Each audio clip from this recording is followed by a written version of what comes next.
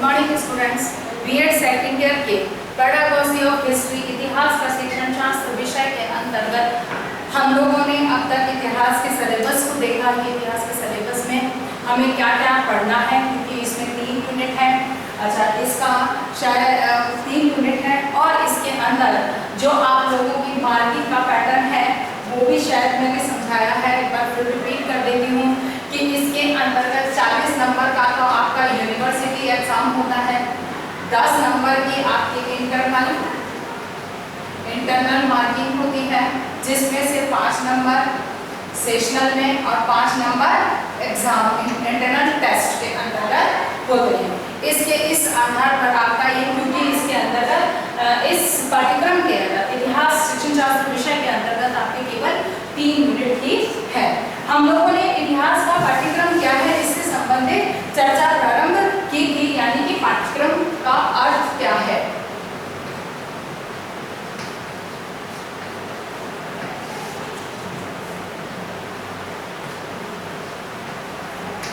अर्थ एवं पाठ्यक्रम एवं पाठ्यचर्या में अंतर।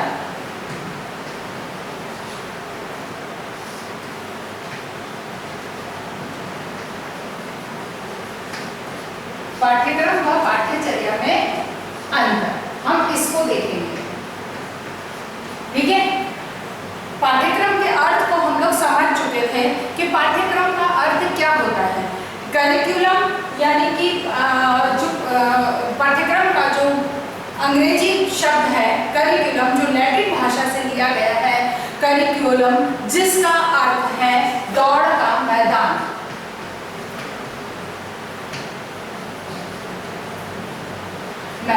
शाब्दिक अर्थ के अनुसार देखें तो दौड़ का मैदान अर्थात कि वह प्रक्रिया या वह माध्यम जिस पर चलते हुए शिक्षण प्रक्रिया को पूर्ण किया जाता है या बालक को शिक्षा प्रदान की जाती है। ये तो है शाब्दिक अर्थ। संकुचित अर्थ में, संकुचित अर्थ के अंतर्गत हम लोगों ने जो इसके अर्थ को देखा था वो देखा था कि पाठ्यक्रम का अर्थ है पुस्तकीय ज्ञान।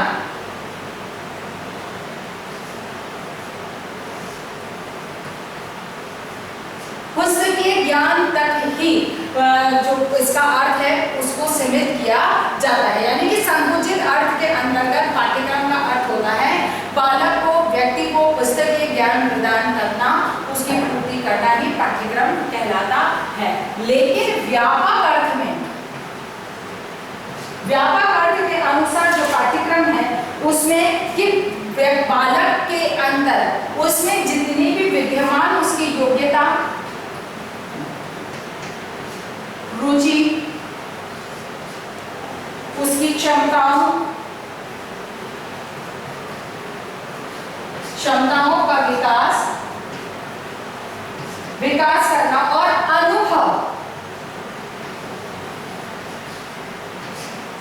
अनुभव तथा क्रियाओं से है।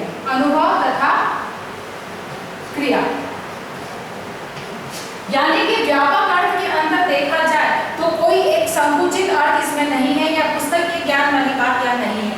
यहाँ पर बालक की योग्यता, क्षमता, रुचि के अनुसार शिक्षा प्रदान करना और उनका विकास करना, फिर वहां पर उसको अनुभव, यानी कि बालक को अधिकाधिक अनुभव प्राप्त हो और जो भी कार्य है वो क्रियात्मक रूप से करके व्यवहारिक ज्ञान को अर्जित कर सके। यही शिक्षा का पाठ्यक्रम का अर्थ है। अब इसको एक परिभाषा के आधार पर हम और समझने का प्रयास करते हैं कि पाठ्यक्रम का अर्थ क्या है। परिभाषा के दृष्टिकोण से बहुत सारे शिक्षा शास्त्रियों ने पाठ्यक्रम को परिभाषित किया है, लेकिन एक परिभाषा है कनिंघम की, जिसको कि एक बहुत ही बेहतरीन परिभाषा, बहुत अच्छी परिभाषा है, जिससे कि समझना हमारे लिए बहुत आसान हो जाता है। तो कनिंघम के अनुसार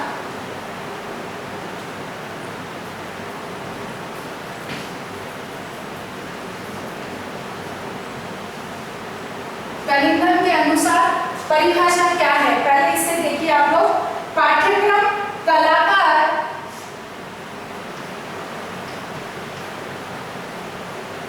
पाठ्यक्रम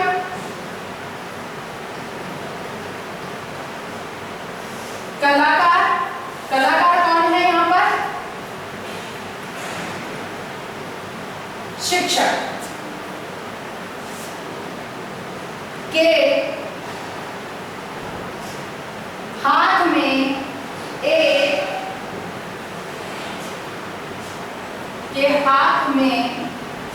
एक साधन है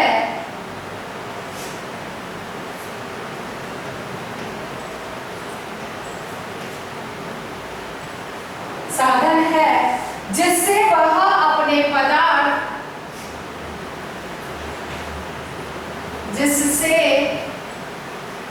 वह अपने पदार्थ पदार्थ कौन है यहाँ पर? शिक्षार्थी या छात्र। शिक्षार्थी को अपने आदर्श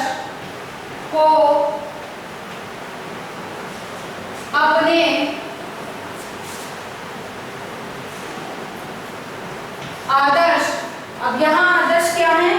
उद्देश्य।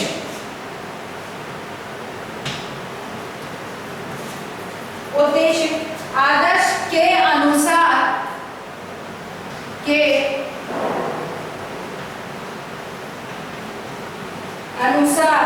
अपने कलागृह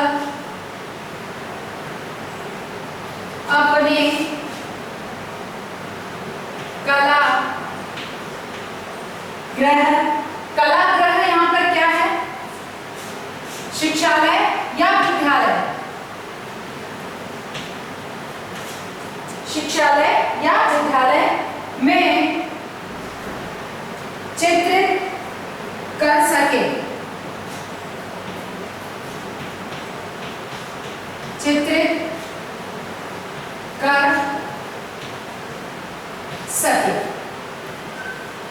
कलिंगम की इस परिभाषा को पढ़िए। पाठ्यक्रम कलाकार कौन है? शिक्षक। पाठ्यक्रम कलाकार के हाथ में एक साधन है जिससे वह अपने पदार्थ के अपने आदर्श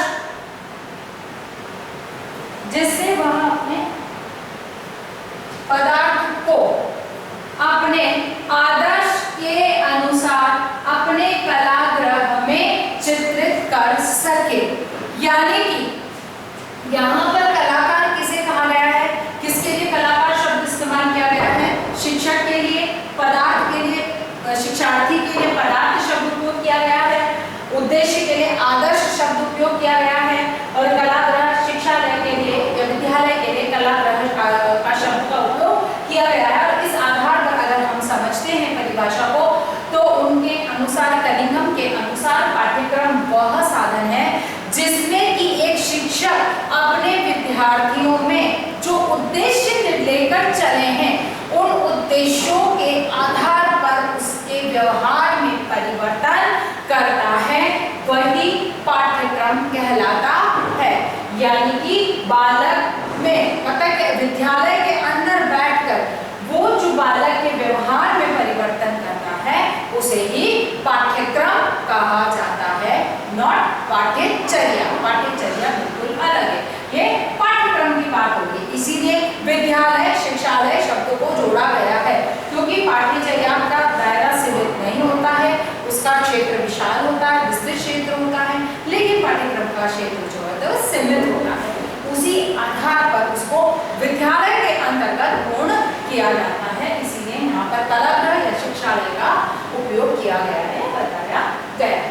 अर्थात इस आधार पर कि बालक के व्यवहार में उद्देश्यों के आधार पर परिवर्तन करना ही पाठ्यक्रम कहलाता है। अब यहाँ पर सबसे बड़ी चीज जो यहाँ बार-बार हम कहते हैं कि पाठ्यक्रम, लेकिन यहाँ एक बात स्पष्ट हो जाती है कि पाठ्यक्रम और पाठ्यचर्या में अंतर होता है। तो यहाँ हम थोड़ा सा इस चीज को भी समझ लें, क्योंकि पाठ्यक्रम के अर्थ को समझने के लिए बहुत अनिवार्य है कि पाठ्यक्रम और पाठ्यचर्या को ठीक से समझा जाए।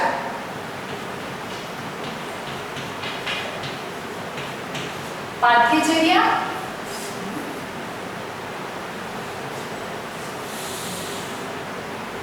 और पाठ्यक्रम,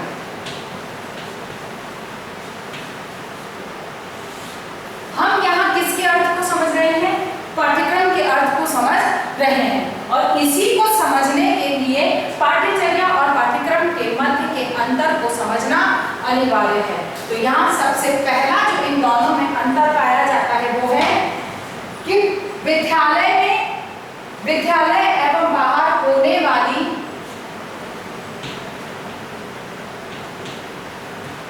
विद्यालय एवं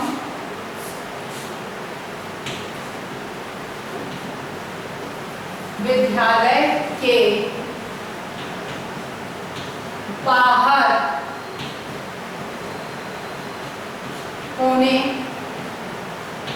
वाली विद्यालय के बाहर होने वाली समस्त क्रियाएं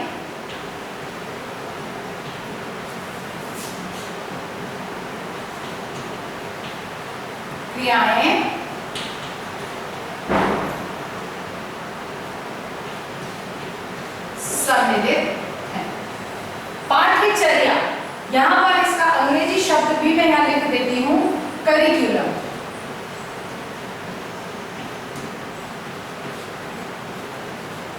यहाँ एक चीज अवश्य वापस में रिपीट करूंगी कि पाठ्यचर्या और पाठ्यक्रम में बहुत बड़ा अंतर होता है, लेकिन कहीं पर करिकुलम के लिए पाठ्यक्रम शब्द यूज किया गया है और कहीं पर करिकुलम के लिए पाठ्यचर्या शब्द यूज किया गया है। इसीलिए इन चीजों को ध्यान में रखें। अंग्रेजी शब्द पाठ्यक्रम के लिए क्या है? सिलेबस।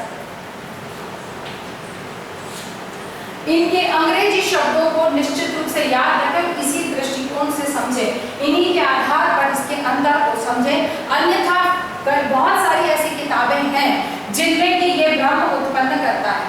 हालांकि पाठ्यचर्या यानी कि करिकुलम और पाठ्यक्रम यानी कि सिलेबस होता है, लेकिन बहुत सारी किताबें ऐसी हैं जिनके अंतर्गत करिकुलम के लिए पाठ्यक्रम शब्द भी यूज किया गया है और सिलेबस के लिए पाठ्यचर्या शब्द यूज किया गया है। इसलिए कंफ्यूज ना हो, इस बात को आपको ध्यान रखें कि पाठ्यचर्या यानी कि करिकुलम, पाठ्यक्रम यानी कि सिलेबस शब्द का उपयोग किया जाता है। तो यहाँ पर पाठ्यचर्या का तात्पर्य क्या है? पाठ्यचर्या क्या होती है? विद्यालय एवं विद्यालय के बाहर होने वाली समस्त क्रियाएं इसमें सम्मिलित होगी, अर्थात इसमें केवल विद्यालय के अंतर्गत होने वाली क्रियाओं को सम्मिलित नहीं किया जाता है। पाठ्यचर्या के अंदर विद्यालय के बाहर की भी जितनी गतिविधियां होती हैं वो भी इसमें सम्मिलित होती हैं, क्योंकि जब बालक विद्यालय में, जैसे कि एग्जाम्पल के तौर पर कि विद्यालय में किसी विषय से संबंधित कोई जानकारी बालक हासिल करता है और उसका विद्यालय के बाहर जाकर उपयोग करता है, तभी वह उसकी सार्थकता है। केवल पाठ्यक्रम पूर्ण कर लेना पर्याप्त नहीं होता। पाठ्यचर्या का दायित्व है या उसका उद्देश्य है कि बालक के व्यवहार में पूर्ण परिवर्तन आना चाहिए और वो एक ही नहीं व्यवहारिक रूप में उस चीज का उपयोग कर सके। तो उसी ज्ञान को अगर बालक व्यवहार में बाहर उपयोग करता है तो वो पाठ्यचर्या का अंग कहलाता है। और यदि केवल विद्यालय के अंदर ही उसने उसको पढ़ा और अपने एग्जाम तक उसने बात को सीमित रखा तो वो क्या है? पाठ्यक्रम। ठीक है, अब इसका पाठ्यक्रम में क्या कहा गया है? विषय वस्तु पर निर्भर है। विशेष विषय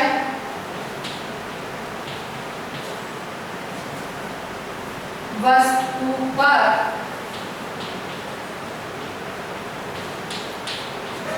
आधारित है। ठीक है, यानी कि पाठ्यक्रम केवल किसी एक विषय विशेष की विषय वस्तु पर ही आधारित है। इसके अंतर्गत और कोई क्रियाएं सम्मिलित नहीं होती। इसमें केवल विषय, पाठ्यक्रम से संबंधित विषय वस्तु है उसको पूर्ण करने तक सीमित रहता है, जबकि पाठ्यचर्या में उसका व्यवहारिक रूप में किस प्रकार से उपयोग होगा, इस चीज में किस तरह से उसके जीवन के निर्माण में वो सहयोग करेगा, किस तरह से उसके ज्ञान के अंदर वृद्धि होगी, इस चीज को सम्मिलित किया जाता है। दूसरी जो इसमें अंतर आपका देखा जाता है वो है चहुमुखी विकास से संबंधित है।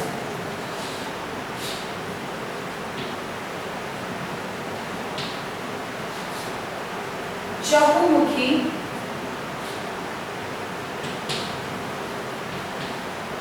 विकास से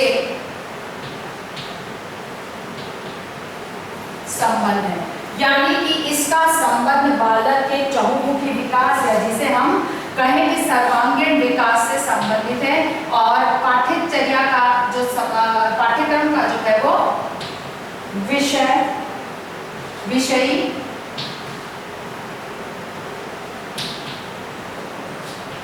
विकास से संबंधित है।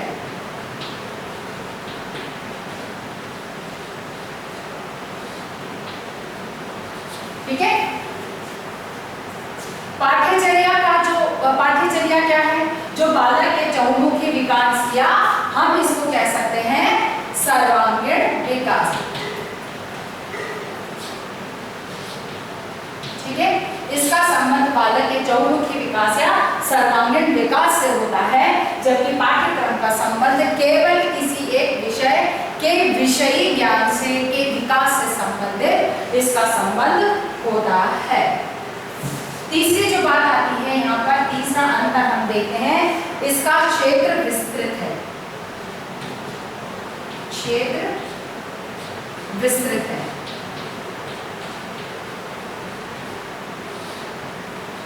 विस्तृत है, जबकि इसका क्षेत्र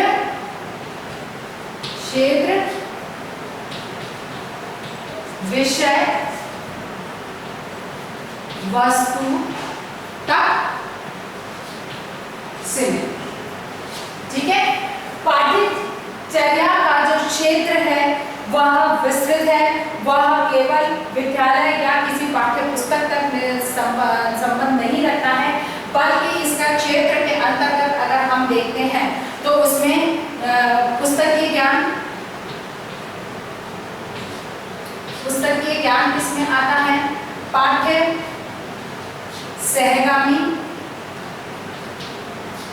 सहगामी समस्त क्रियाएं आ जाती हैं। ठीक है, फिर सहशैक्षिक समस्त गतिविधियां आ जाती हैं। फिर विद्यालय के बाहर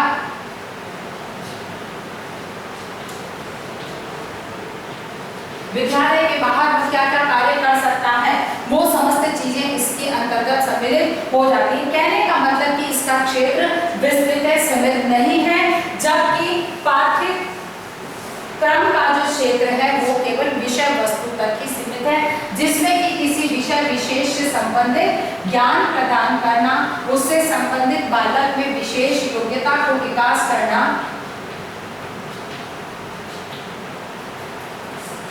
केवल सिर्फ उस विशेष योग्यता संबंधी ज्ञान को प्रदान करने तक की बात इसके अंतर्गत सीमित रहती है। इसीलिए इसका क्षेत्र सीमित माना जाता है, यानी कि इसकी क्षेत्र को बहुत सीमित क्षेत्र के अंतर्गत माना जाता है। चौथी बात जो इसके अंतर्गत आती है, चौथा इसमें है, विद्यालय के संपूर्ण कार्यक्रम सम्मिलित हैं। विद्यालय के संपूर्ण कार्यक्रम सम्मिलित है।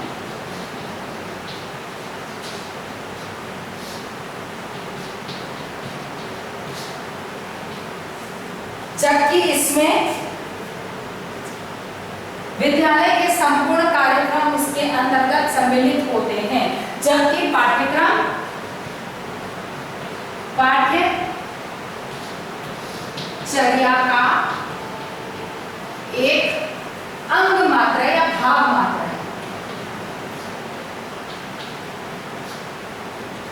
ठीक है, यानी कि पाठ्यचर्या विद्यालय की समस्त गतिविधियां, अब उसमें सुबह प्रारंभ विद्यालय में प्रवेश करने से लेकर विद्यालय से वापस जाने तक की समस्त गतिविधियां सम्मिलित होती हैं, और उसी के आधार पर विद्यालय के बाहर जो भी कर सकता है वो समस्त गतिविधियां इसके अंतर्गत सम्मिलित होती हैं। जबकि ये पाठ्यक्रम जो है वो पाठ्यचर्या का एक भाग है, यानी कि पाठ्यचर्या को पूर्ण करने में पाठ्यक्रम भी एक पक्ष ऐसा है जो अपनी भूमिका निभाता है।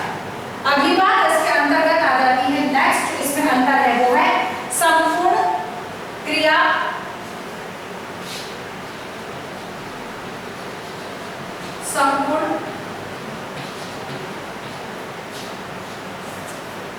क्रियाकलाप पर आधारित, संपूर्ण क्रियाकलाप पर आधारित है, यानी कि इसके अंतर्गत सभी प्रकार की क्रियाएं इस पाठ्यचर्या के अंतर्गत सम्मिलित होती है, चाहे वो शिक्षण विधि है, चाहे प्रयोग है, प्रयोजना है, जो कुछ भी है या उसका व्यवहारिक जीवन में उपयोग है, वो समस्त चीजें इसके अंतर्गत सम्मिलित होती हैं, जबकि यह पाठ्यचर्या का जबकि यहाँ ये भी एक पाठ्यचर्या का भाग मात्र कहलाता है,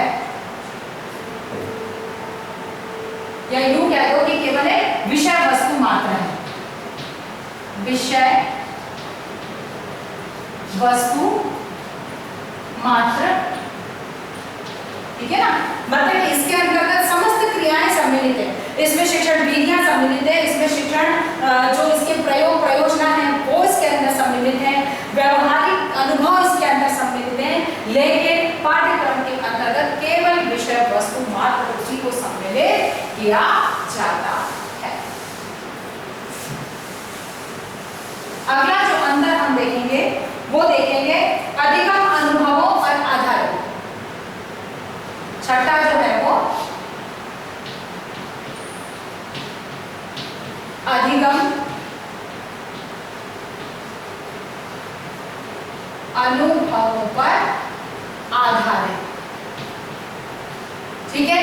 यानी कि ये अधिगम अनुभव, इसमें अधिगम अनुभवों का होना अनिवार्य है, इसके इसी परिसर पाठ्यचर्या आधारित होती है, जबकि पाठ्यक्रम पुस्तकीय ज्ञान पर आधारित है,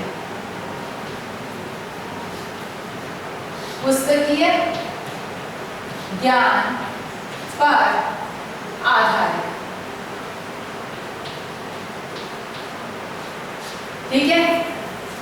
पाठ्यचर्या जिसके अंतर्गत अनुभव अधिगम के जितने भी अनुभव हैं उनको प्राप्त करने के समस्त अवसर प्राप्त होते हैं, और जबकि पाठ्यक्रम केवल पुस्तकीय ज्ञान पर आधारित होता है, या जिसमें बालक केवल पुस्तकीय ज्ञान को प्राप्त करता है, जबकि इसमें व्यवहारिक अनुभव प्राप्त होते हैं, वहां पर बालक केवल ज्ञान को अर्जित करता है और उस ज्ञान के आधार पर वो अपने दैनिक जीवन में उसकी उपयोगिता को नहीं समझ पाता है, उसकी उपयोग करना नहीं जानता। लेकिन पाठ्यचर्या वह माध्यम है जिसके माध्यम से वही जो यहाँ पर उसने ज्ञान को अर्जित किया है, उस ज्ञान को व्यवहारिक रूप में उपयोग के क्या तरीके हैं, किस तरह से उनका उपयोग करके वो अनुभव प्राप्त कर सकता है, इसके समस्त अवसर बालक को उपलब्ध कराए जाते हैं। अगला अंतर है बालक के दृष्टिकोण में या बालक केंद्रित है।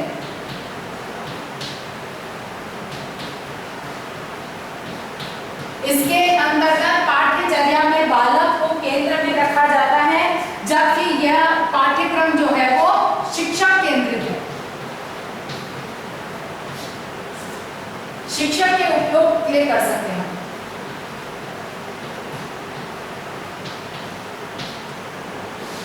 ठीक है, यानी कि पाठ्यचर्या जो है वह बालक के उपयोग के लिए या बालक पर केंद्रित है, बालक को केंद्र में रखकर निर्मित की जाती है, जबकि पाठ्यक्रम जो है वो बालक को शिक्षक को केंद्र में रखकर यानी कि शिक्षक के उपयोग के लिए इसका उपयोग किया जाता है, शिक्षा केंद्रित होती है।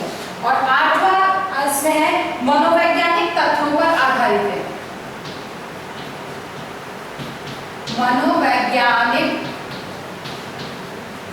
तथ्यों पर आधारित। यह मनोवैज्ञानिक तथ्यों पर आधारित है और यह अमनोवैज्ञानिक है।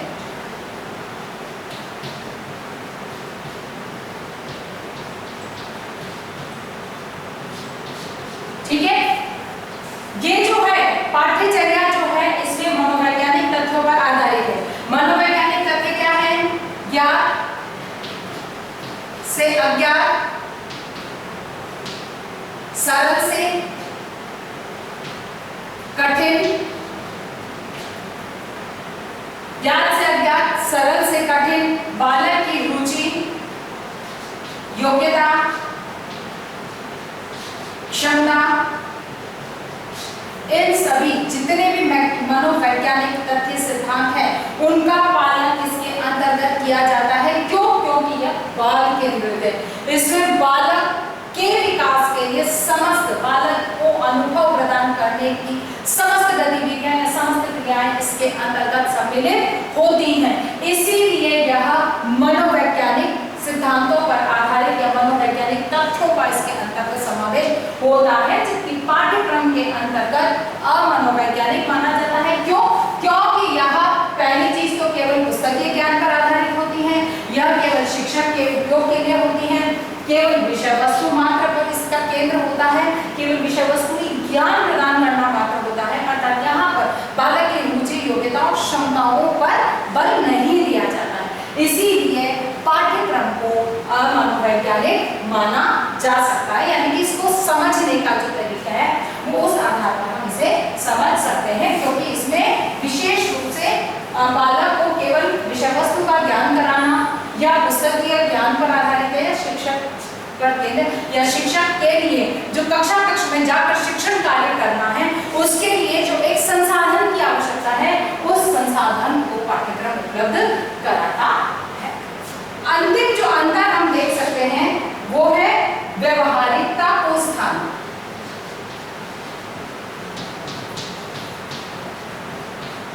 व्यवहारिकता को स्थान यानी कि इसमें व्यवहारिक अनुभव या व्यवहारिक उपयोग पर ध्यान दिया जाता है, जबकि यह अव्यवहारिक है।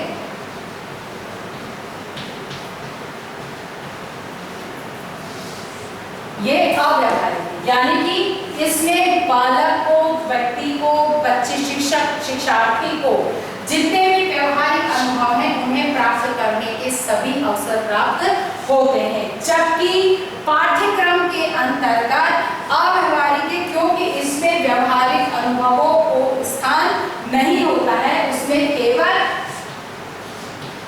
विषय ज्ञान कराना मात्र इसका उद्देश्य होता है।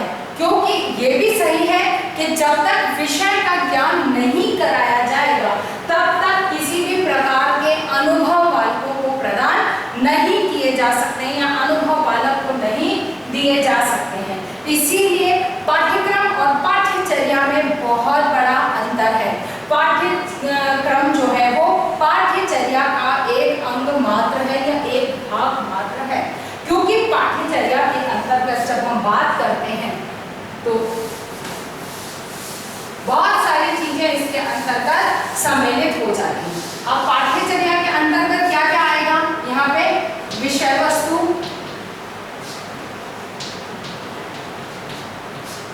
अनुभव,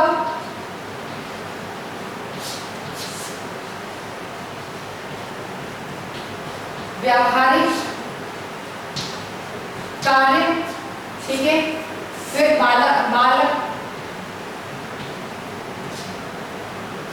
बालक की योग्यता, क्षमता, रुचि का विकास, फिर बालक के व्यवहार में परिवर्तन, यानी कि बहुत सारे समस्त क्षेत्रों को अगर हम लिखना चाहें कि पाठ्यक्रम क्या क्या कार्य करता है तो वो एक लंबी फेहरिस्त बनती है। लेकिन अब आप ये देखिए, इसमें अनुभव है, व्यवहार है, बालक की योग्यता, क्षमता और रुचि का विकास होता है, बालक के व्यवहारगत परिवर्तन में योगदान देता है। यानी कि यहाँ पर विषय वस्तु जो कि पाठ्यक्रम पर आधारित है या पाठ्यक्रम ही है तो वो केवल इसका एक अंग मात्र है, ये संपूर्ण नहीं है। यानी कि ये एक इस पाठ्यचर्या का अंग मात्र है। इसी आधार पर हमें पाठ्यक्रम को समझना है कि पाठ्यक्रम क्या है और किस तरह से ये इतिहास का पाठ्यक्रम किस प्रकार का होना चाहिए या इसका निर्माण कैसे होता है। यानी कि आज हमने पाठ्यक्रम के अर्थ को समझा है और वो उसके अंतर के आधार पर पाठ्यचर्या और पाठ्यक्रम में दोनों हमने इसके अर्थ को समझा है। अब जो हम कल जो है इसमें पाठ्यचर्या, इसमें इतिहास पाठ्यक्रम के अंतर्गत अब हम इसके निर्माण के आधार के बारे में चर्चा करेंगे, क्योंकि यहाँ पर ये चीज बहुत आवश्यक हो जाती है कि पाठ्यक्रम के अंतर्गत किस प्रकार से पाठ्यक्रम का निर्माण होना चाहिए कि वह पाठ्यचर्या की समस्त आवश्यकताओं की पूर्ति कर सके। क्योंकि पाठ्यचर्या का उत्तरदायित्व होता है कि वो उसमें बालक के व्यवहार में परिवर्तन करे, उसके चरित्र का निर्माण करे, उसके मूल्यों का निर्माण करे, उसके संपूर्ण विकास, संपूर्ण व्यक्तित्व के विकास में योगदान दे। तो पाठ्यक्रम उसका एक छोटा सा भाग है जो उसमें उसको सहयोग प्रदान करता है। इस आधार पर आपको आज एक गृह कार्य करना है। वो क्वेश्चन आपका होगा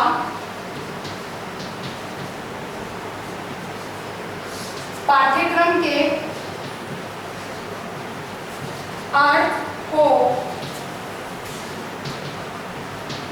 स्पष्ट करते हुए